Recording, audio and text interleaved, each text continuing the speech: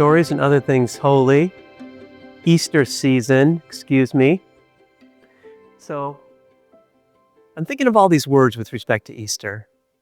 And this week, paradox comes to mind. Like Easter is a paradox. It's a story about a guy named Kinsey. You may have heard there was a movie called The Kinsey Report, and this guy started the Sexuality Institute at Indiana University. So the backstory is that he comes from an academic family. He's the firstborn son. His dad is also an academic, and extremely demanding, to the point that he just wants to get out of there. So he goes to Indiana.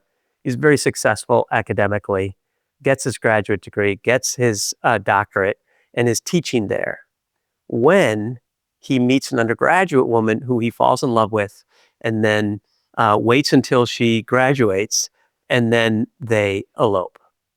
They are on their way to his family of origin for dinner post getting married. And he just reviews with her his experience of his dad. You remember that he's narcissistic, he's mean-spirited, he's self-referential, he's egotistical. I don't know if it reminds anybody. And anyway, this guy is something. And so the new wife is like, I got it, I'm good.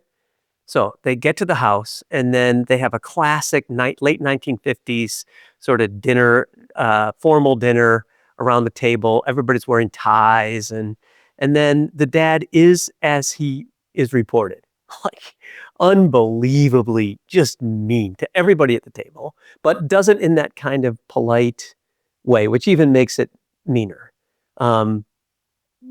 Distorts stuff his wife says, the whole thing. It's just like icky and cruel and the new wife is now watching her husband being treated like this by his dad. God. So they retire to their bedroom, which you sort of think must have been his room as a kid, like a single little bed. And so there's a lot of Freudian stuff going on, but that wasn't the point of the movie.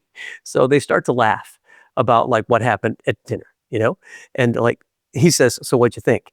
And she says, he was much worse than I ever could have imagined. And they sort of giggle. And then they say things that he said. I believe that the fall of the Roman Empire was the product of too infrequent bathing.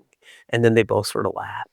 You know how little kids, their laughter morphs into tears in that just beautiful anguish sort of way over the course of about 17 seconds? That's what happens to him. He's laughing with her, and then he turns away from her, and now he's weeping.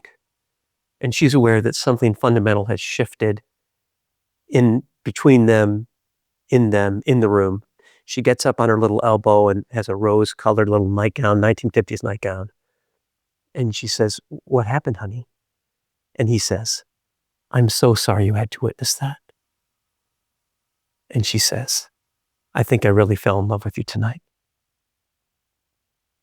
Damn. I think of the Pietà, which is just such a iconic image in the Christian imagination, in the imagination of humanity. And I imagine Jesus in his in-between space saying to his mom, I am so sorry you had to witness that. And she says, paradoxically, I think I really fell more in love with you today. So I'm holding this picture of this vibrant, curious, passionate, storytelling, lunch sharing, courageous, table turning dude next to the cross where his body was battered, wore a diaper. And then he whispers in the soul of his imagination to his mom, I am so sorry you had to witness that. And the mom already knows that transformation has occurred and his battered body's being welcomed into the ambiguous certain arms of love. And she says, I really fell in love with you more today. Easter paradox. Stories and other things holy. Amen.